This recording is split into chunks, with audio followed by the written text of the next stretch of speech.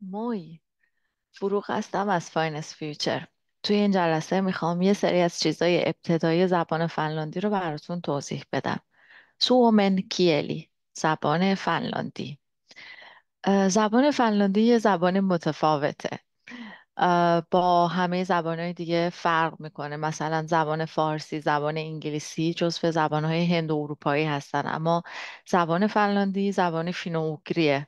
برای همین با زبانهای دیگه متفاوته، هم تلفظش هم گرامرش. تنها زبانی که به زبان فنلاندی نزدیک زبان استونیایی هست که احتمالاً خیلی ها زبان استونیایی رو هم بلد نیستن. برای همین وقتی اول وارد یادگیری زبان فنلاندی میشن همه چیز براشون جدیده و در ابتدا ممکنه یک مقدار دشوار باشه، به این خاطر که هضم یه سری از قواعد گرامری، تلفظا، جمله بندی ممکنه سخت باشه، به خاطر اینکه فرق میکنه با همه زبانهایی که یاد گرفتید. مثلا اگه انگلیسی یاد گرفتید، اگه فرانسه، اسپانیایی، آلمانی، ایتالیایی بلدید. برای همین هفته های اول خیلی مهمه که به خودتون فرصت بدید که زبان فنلاندی رو، چیزای ابتداییش رو بتونید حذف کنید و خواهید دید که در هفته هایی که همینجور پیش میرید خیلی راحت تر میشه درک زبان فنلاندی و براتون ساده تر میشه. یه سری خاصیت هایی داره زبان فنلاندی، مثلا اینکه توی فنلاند معمولا اشخاص رو با اسم کوچیکشون صدا میزنیم، با فامیلشون صدا نمیزنیم. از القاب هم معمولا استفاده نمی کنیم، مثلا دکتر یا مهندس، وکیل یا هر چیزی. و معمولا افراد هم با تو خطاب میشن، یعنی از شما که توی زبان فارسی برای خطاب احترامی هست خیلی کم. در خیلی از موارد خیلی نادر ممکنه کسایی که سنشون خیلی بالا باشه توی یه سری از جاهای از فلان استفاده بشه، ولی معمولا اشخاص با تو خطاب میشن. خیلی راحته، با اسم کوچیک اشخاص رو صدا میکنیم و تو خطاب میکنیم همه رو. تلفظ توی زبان فنلاندی به چه صورت هست؟ توی زبان فارسی تکیه روی هجای آخر میفته. توی زبان فنلاندی کاملا برعکسشه، تکیه روی هجای اول میفته. یعنی هر کلمه رو که تلفظ میکنید سعی کنید از اول عادت کنید تکیه رو بندازید روی بخش اول.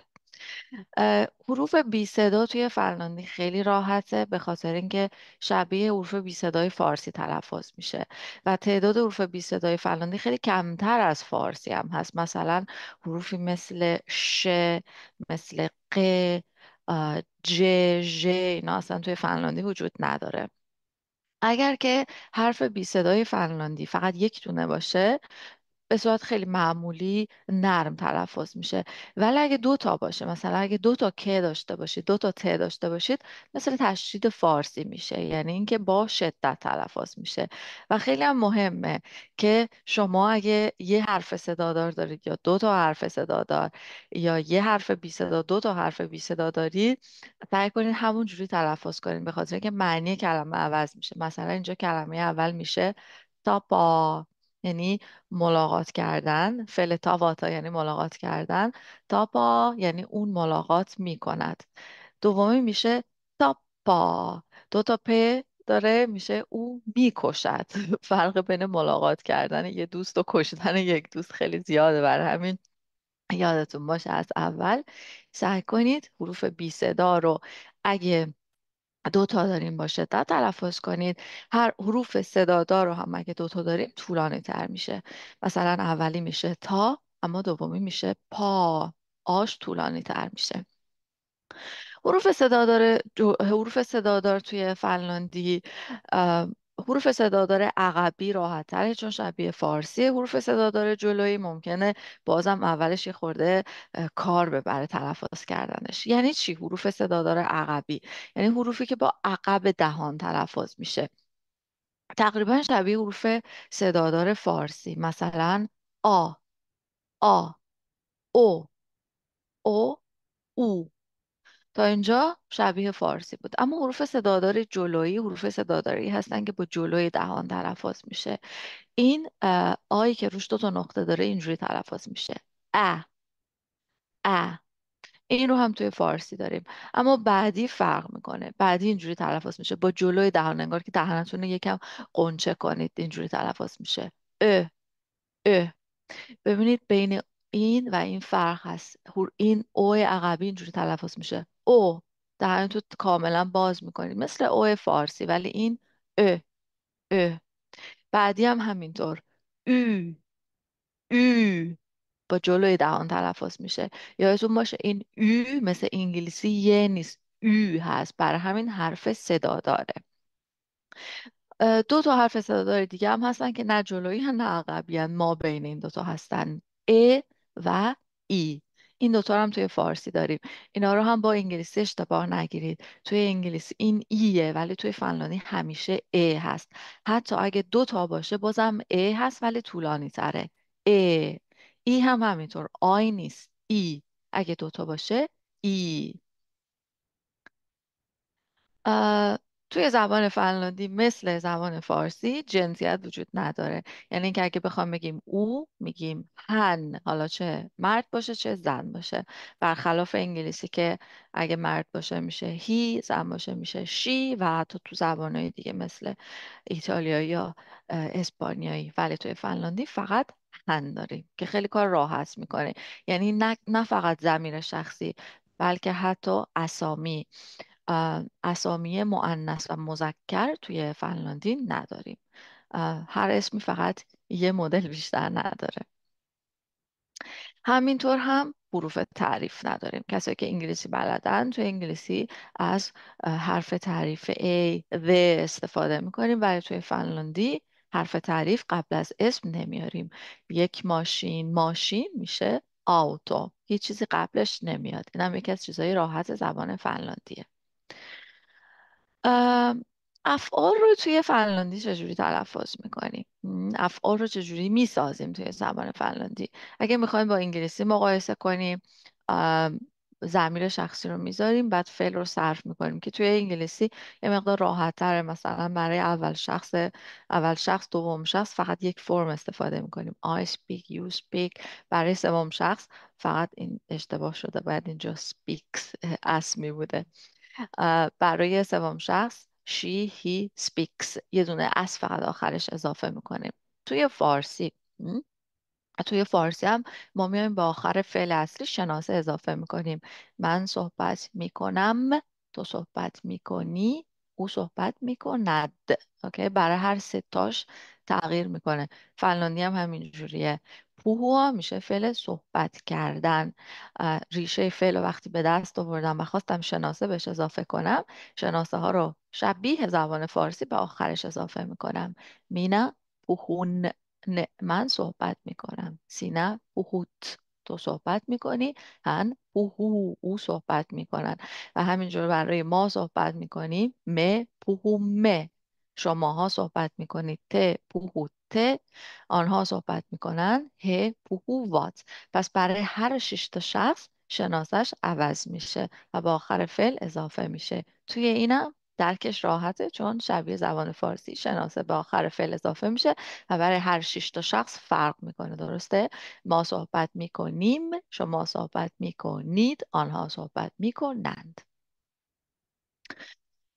یکی از خاصیت زبان فنلاندی اینه که حرف اضافه نداره. این خیلی چیز مهمی است. همین اول درکش که یعنی چی، چه اتفاقی میفته. ما توی زبان فارسی از یا حتی انگلیسی یا خیلی زبانهای دیگه از حرف اضافه استفاده میکنیم. یعنی چی؟ مثلا میخوام بگم میرم به خونه، به خانه میروم، به رو قبل از خانه میذارم. میخوام بگم در خانه هستم، در حرف اضافه رو قبل از خانه میذارم. میخوام بگم از خانه میام، از حرف اضافه رو قبل از خانه میذارم. خب همه چی. مثلا من سیب را به دوستم میدهم، به. این به، از، در، اینا همه حروف اضافه است که توی فارسی استفاده میکنه و قبل از کلمه میاد. توی فنلاندی چیزی به اسم حروف اضافه نداریم. یعنی چی؟ یعنی همه حروف اضافه که توی فارسی قبل از کلمه اضافه استفاده میکنیم، به قبل از کلمه اضافه میکنیم، توی فنلاندی به عنوان پسوند میره میچسبه آخر کلمه فنلاندی. این یکی از چیزهایی که اول درکش واسه بچه ها سخته، تا جا بیفته یکم زمان میبره.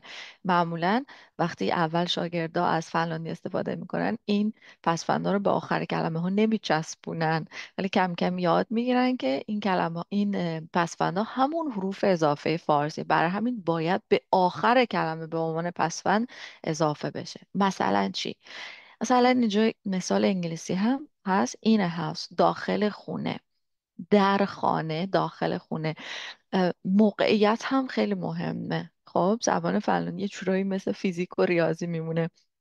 بعضی وقتی دارید جمله می نویسید فکر میکنید دارید یه فرمول ریاضی حل میکنید. در خانه، داخل خانه. بعد ببینم موقعیتم چجوریه. اگه توی خانه، داخل خانه باشم، خانه میشه یا ساختمون میشه تالو، تالو. اگه بخوام بگم در خانه، پسفند اس آ رو میام به آخرش اضافه میکنم. تالوسا، یعنی در خانه. قبل از تالا چیزی اضافه نمیکنم چون حرف اضافه ای ندارم، ولی این پسفند اس آ رو اگه بعد اضافه کنم، یعنی اینکه در خانه. حالا اگه بخوام بگم از خانه، این از به عنوان پسفند ستا میچسبه به آخر کلمه تالا. تالاستا یعنی از خانه. حالا اگه بخوام بگم میرم به خانه، به سمت خانه، پسفند او ان رو به آخر تالا میچسبونم، میشه تالون، به خانه. پس تالوسا، در خانه. تالوستا، از خانه. تالون، به خانه، به سمت خانه. این حرکت به سمت جای رو میرسونه. کلمات سوال هم اینجا نقش خیلی مهم رو بازی میکنن. توی اسلایدهای بعدی میگم، ولی وقتی که شما به کلمه سوال گوش میدید، اون حالت دستوری، اون پسفندی که باید بچسبونید به آخر کلمه رو از توی کلمه سوال میتونید متوجه بشید. برای همین از الان خیلی مهمه که کلمات سوال رو یاد بگیرید، چون الان همه ازتون اولش سوال میپرسن: اسمت چیه؟ کجا زندگی میکنی؟ چه زبانی صحبت میکنی؟ کجا میخوای بری؟ برای همین با کلمات سوال اگه سعی کنید خوب آشنا بشید و معنیش رو بدونید و به اون حالت دستوریش توجه کنید، بهتون خیلی کمک میکنه که شما هم پسوند درست رو به آخر کلمه بچسبونید. توی زبان فنلاندی دقیقا مثل زبان فارسی، از زبان محاوره، زبان گفتاری استفاده میکنیم. تفاوتی هست بین زبان گفتاری و زبان نوشتاری. ما هم خیلی وقتا خیلی چیزا رو می نویسیم، مثلا توی ایمیل های رسمی، توی پیغام های رسمی، ولی وقتی صحبت میکنیم اونجوری هیچ وقت صحبت نمیکنیم. هیچ وقت نمیگیم من به خانه میروم، میگیم من میرم خونه. توی فنلاندی هم همینطوره. مثلا مینا اولن، من هستم، توی فنلاندی میشه ما اون. مینولا اون، من دارم، میشه مولا اون، و خیلی چیزای دیگه. برای ما مهمه که زبان نوشتاری رو بلد باشید و وقتی بهتون تکالیف میدیم و میگیم مثلا یه چیزی رو باید بنویسید، اون رو باید سعی کنید به زبان نوشتاری بنویسید، چون مهمه که زبان کتابی نوشتاری رو بلد باشید. ولی تا حدی با عبارات و کلمات زبان گفتاری رو هم بهتون یاد میدیم. یعنی از همون مطالب اول، همون هفته های اول که میخونید، مثلا این ورژن معون رو هم یاد میگیرید که اگه نخواستید حتی استفاده کنید، ولی اگه به گوشتون خورد، میدونید که این همین میناولن هست، ولی به زبان محاوره هست. پس توی فنلاندی، مخصوصا بعضی جاهای فنلاند، خیلی بین زبان گفتاری و نوشتاری ممکنه تفاوت وجود داشته باشه. چیزی که براتون مهمه اینه که الان زبان نوشتاری رو یاد بگیرید، زبان گفتاری هم تا یک حد یاد بگیرید، ولی اون مشکل حل میشه وقتی اومدید فنلاند. وقتی اومدید فنلاند، میشنوید مردم صحبت میکنن، زبان گفتاری خیلی بیشتر براتون جا میفته، خودتون هم صحبت شروع میکنید اونجوری صحبت کردن. توی فنلاندی کلمات مرکب، کلمات ترکیبی خیلی زیاد هستن. بعضی وقتا اولش وقتی دانش آموزا میبینن که کلمات فنلاندی چقدر طولانی هن، میترسن، میگن چقدر این کلمه طولانیه، چجوری میتونم حفظش کنم. ولی بعد کم کم متوجه میشن که این کلمه از دو تا سه تا چهار تا پنج تا حتی کلمه تشکیل شده و هم چسبیده شده. یه دلیلش اینه که دایره لغت زبان فنلاندی خیلی محدوده. زبان فنلاندی به نسبت به خیلی دیگه زبانهای اروپایی لغت کم داره. برای همین یک لغت نمیتونه یک چیز رو نشون بده. دو تا سه تا لغت به هم میچسبه و یک کلمه ایجاد میکنه. مثلا اینجا تیه تو میشه دانش، کنه میشه ماشین، تیتو کنه میشه کامپیوتر. کیریا کتاب، هلو قفسه، کیریا هلو کتابخونه قفسه کتاب. یا یخ، کاپی مثلا جعبه صندوق، صندوق بیشتر معنی میده، یا کمد. یا کاپی یعنی یخچال. برای همین وقتی کلمه های طولانی رو میبینید نترسید. و چی بهتون کمک میکنه برای تلفظش؟ چون خوندن کلمات طولانی سخته، سعی کنید کلمه رو بشکنید، کلمه رو به چند تا کلمه تقسیم کنید، بدونید کجا کلمه شروع میشه کجا کلمه تمام میشه. آروم آروم یکی یکی بخونید. اولش هم واسه خوندن هیچ عجله ای نیست، کسی ازتون نمیخواد شما سریع بخونید، صحیح خوندن مهمه. برای همین مثلا اینجا میبینید کلمه تیتو کنه اگه بخونید سخت اولش، ولی اگه بخش بخش بخونید تیتو کنه، تیتو کنه، اون موقع خوندنش هم راحت تر میشه. پس از کلمه های طولانی نترسید، بدونید که چند تا کلمه است به هم چسبیده، هر کلمه رو جدا جدا بخونید، بعد که راه افتادید سریع با هم بخونید. توی فنلاندی کلمات اه، بهش میگن وام واژه کلمات قرضگیری هم زیاد داریم که از زبانهای دیگه وارد شده، معمولا از انگلیسی، روسی، سوئدی و آلمانی وارد میشه. با یه سری از کلمات رو اگه ببینید، مثلا اگه انگلیسی بلدید یا اگه آلمانی بلدید، میبینید که شبیه اوناست. معمولا کلمه های انگلیسی رو اگه فنلاندیا آخرش یه دونه ای بهش اضافه میکنن، فنلاندیش میکنن، مثلا تیاتر رو اگه تئاتری یه ای به آخرش اضافه میکنن معمولا. کافی، هالی، پلیسی، تئاتری، پستی، بانکی، بوسی، تاکسی، این کلمه ها کلمات قرضگیری شده هستن. و خیلی وقتا هم وقتی که میخوایم یه گرامر خاصی رو انجام بدیم روی این کلمه ها، بعضی وقتا این کلمه ها گرامرشون با کلمات قدیمی فنلاندی فرق میکنه. خیلی وقتا مثلا آخر کلمه های فنلاندی اگه ای بخواد تبدیل به ا بشه، اگه بخوام یه پسوند بچسبونم، این کلمات خارجی قرضگیری شده مثلا مشمول قانون نمیشه. برای همین بعدا میبینید که حتی از لحاظ دستوری هم با این کلمه ها بعضی وقتا متفاوت رفتار میشه با کلمات قدیمی فنلاندی. ولی معمولا تشخیص این کلمه ها راحت تره اگه مثلا با انگلیسی مقایسش بکنید، هرچند که همش از زبان انگلیسی نمیاد.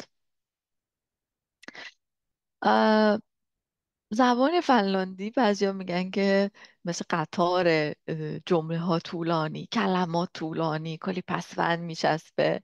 دلیلش اینه که وقتی شما یک جمله رو، یک کلمه رو میخواد ببرید توی یه حالت دستوری، خب مثلا همون چیزی که توی اسلایدهای قبل براتون توضیح دادم، میخوام بگم در خانه، تالاسا، این از آب آخر کلمه اضافه میشه دیگه، کلمه رو طولانی تر میکنه.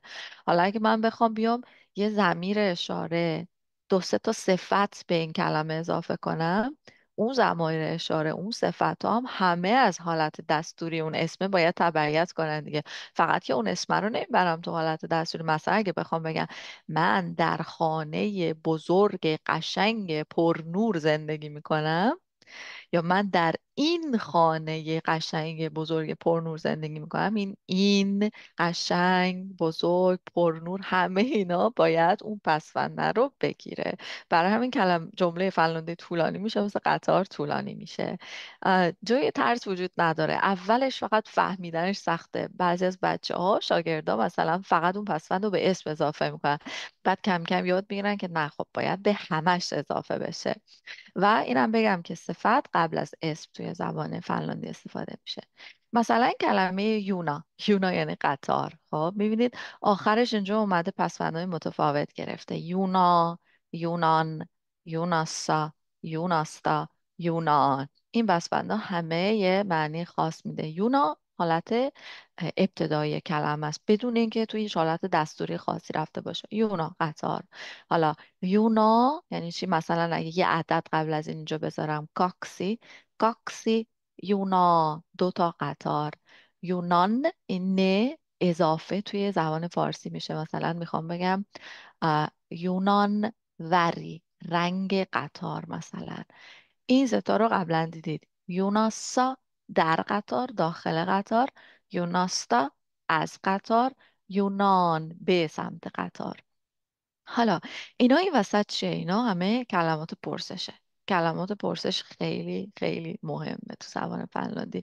چون اول اینکه وقتی کلمه پرسش رو بلد باشی، بدونی معنیش چی میشه، میدونم چی باید جواب بدی. بعد اینکه این چیزایی که آخر این کلمه های پرسش هست، ببینید چقدر شبیه به این پسفندایی که اینجاه. برای همین وقتی ازتون کسی یه سوال میپرسه، مثلا میگه میسا، میسا، میدونی هم تو جوابت باید با همین اس آ جواب بدی. پس بهت هم کمک میکنه که از چه حالت دستوری استفاده کنی. میکا چی، میکا چی، تو ایسو یونا، اون قطار بزرگ. تو میشه آن، بزرگ قطار، صفت قبل از اسم میاد، آن قطار بزرگ. حالا اگه این قطار بزرگ رفته باشه تو حالتهای دستوری متفاوت، مثلا در قطار بزرگ، به قطار بزرگ، از قطار بزرگ، کلمه سوالم باهاش فرق میکنه. درسته؟ مثلا این کلمه سوال میسه میشه در کجا، میسته از کجا، میهین به کجا. تو فارسی ما ممکنه قبلش حرف اضافه بیاریم یا اصلا هیچی نیاریم، مثلا بخوایم بگیم به کجا میری میگیم کجا میری. ولی توی فنلاندی این به کجا میری میشه میهین، میسته میشه از کجا و میسته میشه در کجا. حالا وقتی که میخوای همین تو ایسو یونا، اون قطار بزرگ رو ببری تو این حالت ها، یعنی به این سوال جواب بدی، باید این پسفندا رو به همه این کلمه ها اضافه کنیم. مثلا میسا در کجا، توسا، ایسوسا، یوناسا، در داخل اون قطار بزرگ. آن بزرگ قطار، هر ستاش این پسوند ها رو گرفت. میسته از کجا، توستا، ایسوستا، یوناستا، از اون قطار بزرگ. میهین به کجا، به سمت کجا، توهون، ایسون، یونان، به سمت اون قطار بزرگ. اینا هم کلمات سوال دیگه هستن که توی هفته های اول با همشون سر و کار خواهید داشت. پس یادتون باشه کلمه سوال خیلی خیلی مهمه. معنیشو یاد بگیرید، به آخرش نگاه کنید، گوش بدید. وقتی که هر کسی هر کلمه سوال ازتون میپرسه، بهتون کمک میکنه که بدونیدم چی باید جواب بدید. این پسفندا اولش یه خورده ممکنه هضمش سخت باشه، چون فرق میکنه با زبان فارسی. شما میخواید یه زبانی کاملا به یه زبان دیگه سویچ کنید، زبانی که از حرف اضافه استفاده میکنه، یا هر زبان دیگه که یاد گرفت مثل انگلیسی، و بعد زبانی که همه چیز رو میاره به صورت پسفند میچسبونه آخر کلمه. طبیعیه که اول شاگرد یادش میره یا اصلا نمیدونه چه پسفندی اضافه کنه. ولی اگه به خودتون فرصت بدید، میدونه که کم کم همه رو یاد میگیرید. حتی بعضی وقتا ممکنه اشتباه کنید، هیچ اشکالی نداره. اشتباه کردن اصلا مهم نیست.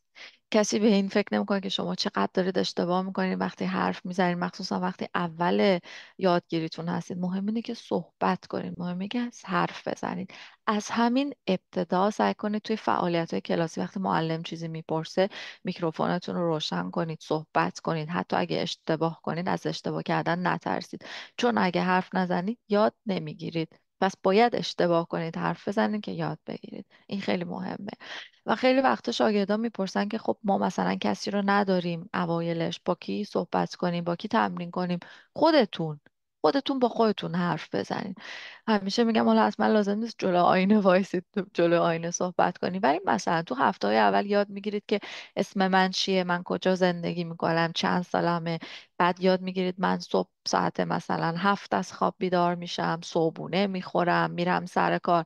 همینا رو به فنلاندی بگید. صبح که از خواب بیدار میشه به فنلاندی بگید من الان ساعت 7، من الان از خواب بیدار میشم. قدم میزنید بگید من الان قدم میزنم. صبحونه میخورید، نمیدونم مثلا قهوه می نوشید بگید من الان دارم قهوه می نوشم. همینطوری سعی کنید بلند بلند. اگه بلند بلند حرف بزنید خیلی بهتره تا توی دلتون صحبت کنید، صدای خودتون رو میشنوید. این خیلی کمک بزرگی میکنه. نوشتن خیلی کمک میکنه، جمله سازی، مثل همون درسایی که خیلی سال پیش تو مدرسه داشتیم جمله سازی میکردیم، اونا خیلی کمک میکنه. یکی دو تا کلمه جدید که یاد میگیرید سعی کنید ازش جمله بسازید. دو سه تا متن که دارید، مثلا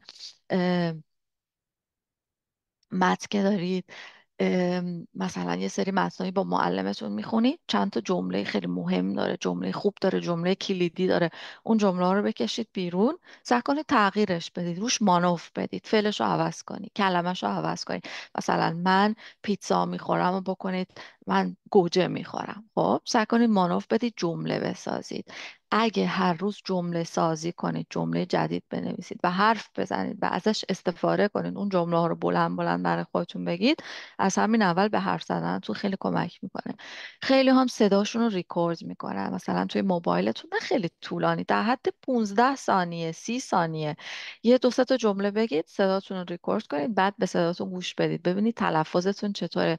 چون آدم وقتی خودش حرف میزنه متوجه تلفظش نمیشه، ولی اگه بعدا صداشو بشنوه میفهمه که کجاها رو میتونه بهتر کنه. اینم خیلی کمک زیادی میکنه.